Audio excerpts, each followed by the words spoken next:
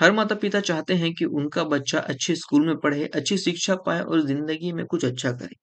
लेकिन आजकल बच्चों की पढ़ाई के साथ एक और भी चीज़ बढ़ती जा रही है, वो है स्कूल का फीस और उसका काफ़ी ज़्यादा मेंटली प्रेशर होना एक मिडल क्लास फैमिली के ऊपर। कभी एडमिशन फीस, कभी मंथली फीस, कभी बुक्स, कभी यूनिफ़ॉर्म, कभी ट्रांसपोर्ट, कभी कई सारे ऐसे प्रोजेक्ट्स आ जाते हैं बच्चों के लिए, जहाँ पर भी हमको ऊपर से और ज़्यादा कुछ पैसे उन्हें चार्ज करने मतलब देने पड़ते हैं, ठीक है?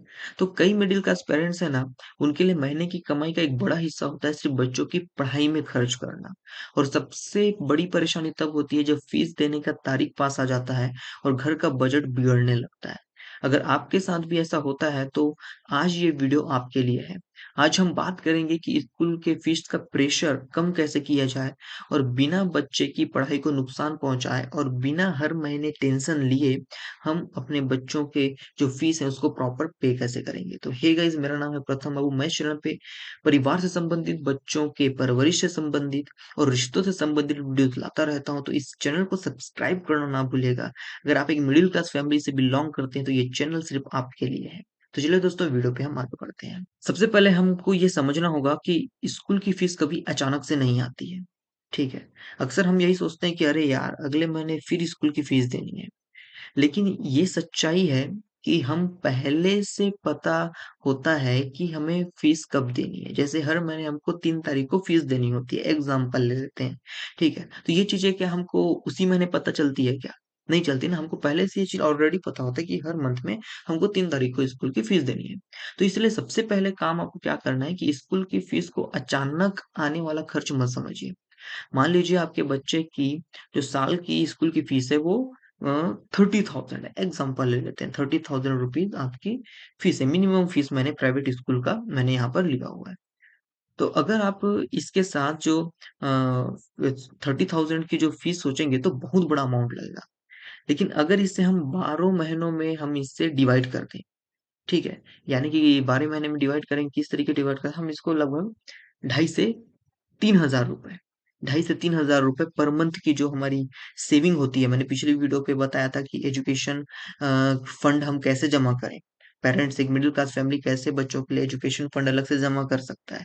तो उसी के अकॉर्डिंग अगर आप 2,500 से 3,000 रुपए आप मंथली एजुकेशन के नाम पे अलग करना चालू कर देंगे बच्चों के लिए, तो काफ़ी ईज़िली आप 30 से 35,000 रुपए सालाना बच्चों की एजुकेशन फीस के लिए आप जमा कर सकते हैं। और बस ये छोटा-सा जो काम है ना, इससे आपका जो प्रेशर है, जो बच्चों की फीस का प्रेशर है, वो काफ़ी ज़्यादा कम हो जाएगा, ठीक है? दूसरी ज़रूरी बात ये है कि जिस पैसे से घर का राशन आता है, बिजली का बिल जाता है और बाकी के खर्च होते हैं ना, उसी पैसे में स्कूल के फीस को मत मिलाइए।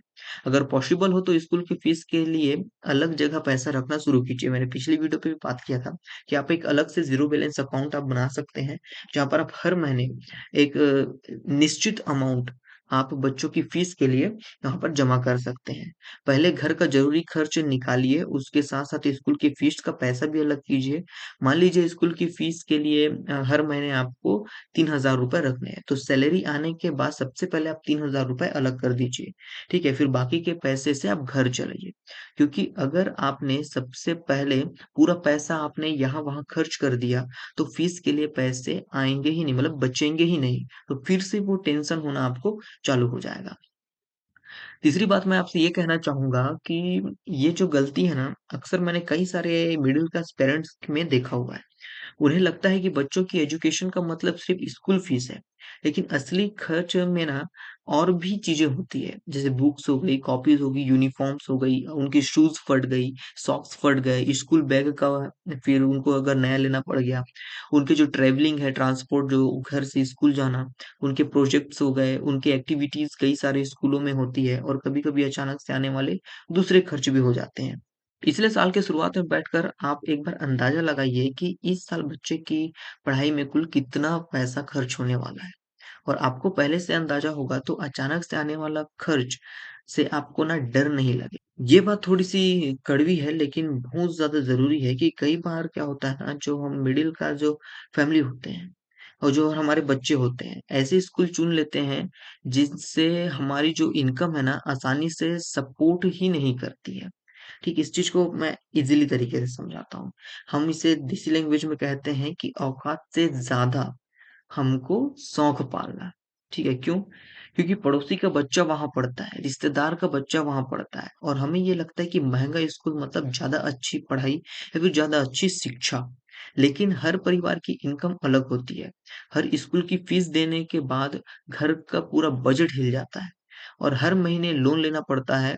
अगर जरूरी खर्च रोकना पड़े ना, तो एक बार बैठकर आप ये चीज जरूर सोचना कि क्या ये खर्च हमारे लिए सही है।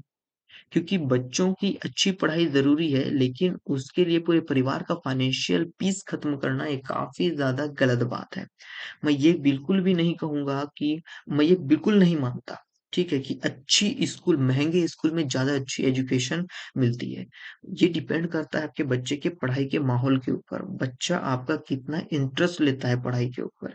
आज कई सारे आप गवर्नमेंट जॉब्स में भी देखेंगे तो ज़्यादातर प्राइवेट स्कूल के बच्चे गवर्नमेंट जॉब्स में नहीं है, या फिर अच्छी जो आईएएस, आईपीएस की नौकरी प्राइवेट स्कूल वाले नहीं कर रहे हैं। गवर्नमेंट स्कूल से निकले हुए बच्चे आज अच्छे-अच्छी पोस्ट पे, अच्छे-अच्छे बड़े-बड़े गवर्नमेंट के पोस्ट पे हैं। क्यों? क्योंकि उन्होंने फोकस पढ़ाई पे किया, ना कि वो जो अच्छे महँगे स्कूल वाली चीज़ों पे। हालाँकि बड़े स्कूलों में अच्छी एजुकेशन मिलती है, इस बात पे कोई भी मतलब गलत बात नहीं है, लेकिन हमको अपनी हैसियत, हमको अपनी जो फाइनेंशियल जो हमारी जो सिचुएशन चल रही है ना, उसके हिसाब से ही हमको अपने बच्चों को स्कूलों में पढ़ाना चाहिए। ठीक है? आप मतलब आपकी इनकम में आप जितना बेस्ट दे सकते हैं अपने बच्चों को, आपको देना है। कई पेरेंट्स क्या होता है ना, फीस का प्रेशर झेलते रहते हैं, लेकिन स्कूल से बात ही नहीं करते हैं। ये जनरली मैंने बहुत सारे जो पेरेंट्स होते हैं ना, उनके ऊपर ये चीज़ें देखी है। अगर किसी महीने जेन्युइनली परेशानी है, तो स्कूल मैनेजमेंट से बात आप कर सकते हैं। ठीक है? सिंपल से आप पूछिए उन्हें कि क्या फीस इंस्टॉलमेंट में दी जा सकती है या नहीं? क्या पेमेंट का डेट थोड़ी आगे हो सकती है? क्या किसी तरह से सुविधा अवेलेबल है? मतलब किसी भी तरीके से आप उन्हें पूछ सकते हैं, क्योंकि हर स्कूल की अपनी पॉलिसी होती है, इसलिए पहले पूछना ज़रूरी है। याद रखिए, समस्या छुपाने से ना समस्या छोटी नहीं होती, कभी-कभी सही समय पर बात करने से रास्ता निकल जाता है। आपका बजट गड़बड़ा गया है, तो हो आपका ऐसा नहीं है स्कूल की, अगर आप इतने इस मंथ को पेमेंट नहीं किया, थोड़ा डिले कर दिया, तो आपके बच्चे को स्कूल से निकाल दिया जाएगा। ऐसा नहीं है, आप अगर बात करेंगे, मुझे ऐसा-ऐसा कुछ परेशानी है, तो मैं कुछ दिन डिले करके देना चाहता हूँ, तो स्कूल मैनेजमेंट इस बात को मानती है। ऐसी कोई भी स्कूल नहीं है जो आपको फोर्स करेगी कि आपको उसी डेट पे देना है, ऐसा कोई भी प्राइवेट स्कूल नहीं कर सकता है। ठीक। अब मान लीजिए कि स्कूल की फीस तो आपने किसी तरह मैनेज कर ली, आपने बात किया, आपने इधर उधर करके मैनेज कर लिया, लेकिन अचानक से घर में कोई जरूरी खर्च आ जाता है, जैसे बच्चे की मेडिकल की जरूरत पड़ जाती है, अचानक से बच्चा बीमार हो गया, घर में कुछ सामान खराब हो जाता है, या फिर जो इनकम है वो थोड़ी सा भी कम हो जाती है, तब हमको क्या लगता है कि अब हम कैसे मैनेज करेंगे। इसलिए स्कूल की फीस के साथ ना थोड़ा-थोड़ा इमरजेंसी जो पैसा होता है ना, वो भी जमा करते रहिए। शुरुआत में ₹500 से ही शुरुआत कीजिए, 1000 हो सकती है, 2000, वो आपके इनकम के ऊपर डिपेंड करता है। रकम छोटी है तो कोई बात नहीं, क्योंकि सेविंग का मतलब ना हमेशा बड़ी रकम नहीं होती। सेविंग का मतलब होता है ज़रूरत आने से पहले थोड़ा पैसा तैयार रखना। बच्चों को ना पैसे की कीमत समझाना हमको चालू करना होगा। हमको ये नहीं कहना है कि हमारे पास पैसे नहीं है इसलिए कुछ मत माँगो। ऐसे हमको बच्चों को नहीं कहना है। इससे क्या होता है ना, बच्चों के अंदर ना बुरा प्रभाव पड़ता है, थोड़ा गलत इम्पैक्ट पड़ता है। बल्कि धीरे-धीरे उसे ना आपको पैसे की वैल्यू समझानी है। उसे बताइए कि स्कूल की फीस देने के लिए पेरेंट्स कैसे मेहनत कर रहे हैं, बुक्स के लिए, यूनिफ़ॉर्म्स के लिए और बाकी चीज़ों के लिए कैसे मेहनत करते हैं और उनकी कीमत कैसी है, वो कैसे मैनेज कर रहे हैं। अगर बच्चा छोटी उम्र से समझ जाए कि पैसा मेहनत से आता है, तो वो चीज़ों को बेवजह वेस्ट नहीं करेगा। और सबसे ज़रूरी बात, बच्चे को कभी भी ना अपनी फाइनेंशियल प्रॉब्लम्स का बोझ मत बताइए, ठीक है? उन्हें आप डराने के बजाय ना उन्हें आप पैसे की समझ दीजिए, ताकि बच्चा पैसे को समझ के ऑटोमैटिकली अपना जो फाइनेंशियल जो चीज़ें हैं, उनकी जो खर्च करने की, इधर-उधर उड़ाने की, उस चीज़ों को वो कम कर देंगे। ठीक? तो सैलरी बढ़े तो लाइफ़स्टाइल नहीं, सबसे पहले आप अपनी सेविंग बढ़ाइए।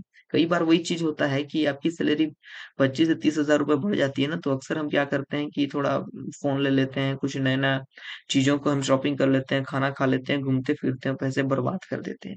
लेकिन ये सारी चीज़ों को अगर आप अपने बच्चों के लिए आगे चल के सेविंग्स करते जाएँगे ना, तो आने वाले समय में आपको लोगों के सामने हाथ फैलाना नहीं पड़ेगा, या फिर आपको एजुकेशन लोन लेना नहीं पड़ेगा। एजुकेशन लोन तो आप ले लेते हैं, लेकिन उसको चुकाता कौन है? आपका बच्चा।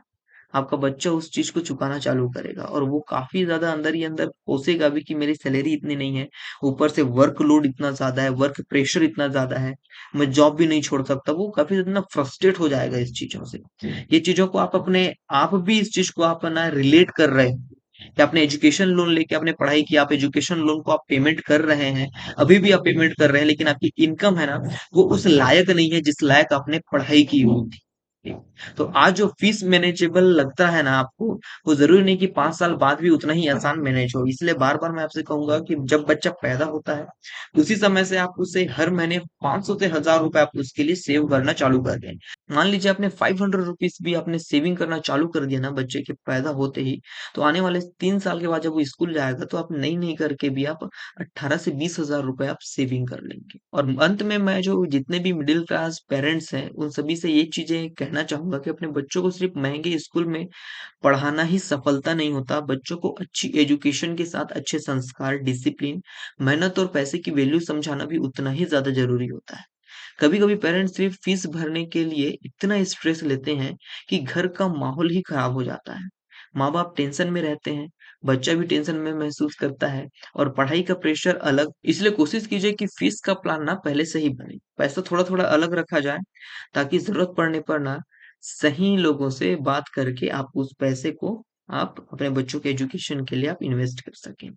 तो अगर आपको ये वीडियो अच्छी लगी होगी तो इस चैनल को सब्सक्राइब ज़रूर करिएगा दोस्तों, क्योंकि एक बार आपका बच्चा फाइनेंशियली स्ट्रेस लेना चालू कर दिया ना आने वाले समय में तो काफ़ी ज़्यादा दिक्कत हो जाएगा। जैसे कि अभी आप फीस के लिए आप स्ट्रेस ले रहे हैं। तो इन सारी चीज़ों का फ़ॉलो अप करिए और बच्चों की पढ़ाई ज़रूरी है, लेकिन बच्चों का भविष्य के साथ माता-पिता का सुकून भी ज़रूरी है। इसलिए ज़्यादा आप स्ट्रेस ना लें। इन जो छोटे-छोटे जो मैंने पॉइंट्स बताए इनको फ़ॉलो करना चालू करें।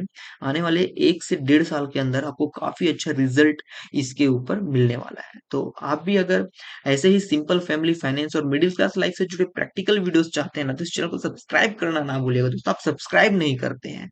मैं इतना मेहनत से आपके लिए वीडियोज़ लेके आ रहा हूँ, आप सब्सक्राइब नहीं करते ना, बुरा लगता है यार। सब्सक्राइब ज़रूर करिए और सपोर्ट करिए।